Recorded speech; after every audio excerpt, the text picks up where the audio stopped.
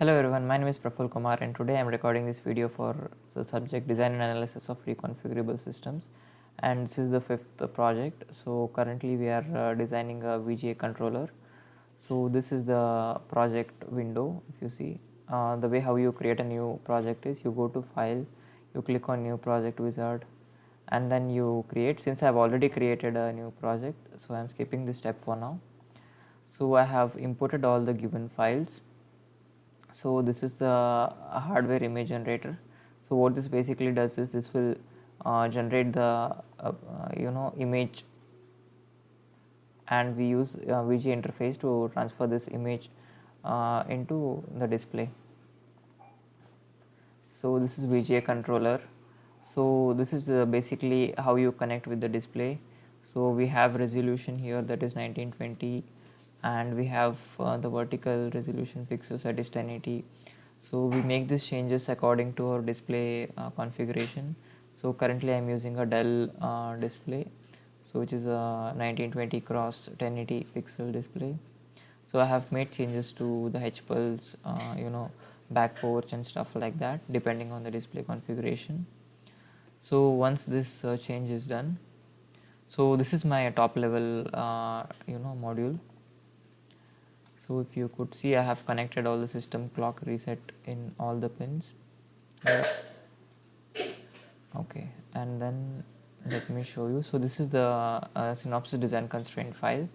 So if you can see, we have a constraint that is for clock, that is 20 nanoseconds, and we are also using PLL's IPs from the Cortex Prime, so that is defined in here. So if you could see, this is the IP that we are using, DCM Multiara. So we are using a PLL to generate clock, and then we are basically using the global clock, and then we are converting it into pixel clock depending on the display frequency. So let me show you. So let me compile the code and show you. So since I've already compiled the code here, you can just go and click start compilation. So you can compile the code here. Okay, so once the compilation is successful, let me show you the report. So if you go to fitter placement, and here you can click on report. So if you could see, these are the number of ALMs used in the design. So we have used 43 ALMs, and then the registers are 39. So we have used 31 pins among the 457 pins available. So we have used a PLL here, that is 1. So we have 6 available PLLs that we can use in our board. Okay, so in the resource section I'll show you the resource usage. So the ALMs used are 43, and then if you see here are the number of ALUTs used, that is 60, and all the resource usage is present in this. So once this is done, I'll program the device. So I'm gonna click on program device.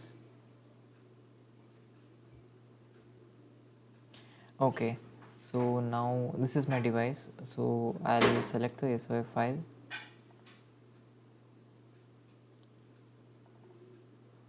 So this is the SOF file, since I have already selected this. Okay, once this is done, I'm gonna click on start. So I'm gonna tick this option, I'm gonna click on start.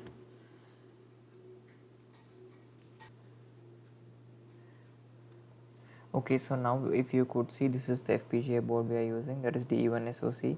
So I have connected the VGA cable to the VGA port here on the FPGA, and then I have connected it to a display that is here. So let me show you the output. So okay, so now I have successfully uploaded the code into the FPGA board. If you can see, this is the output here.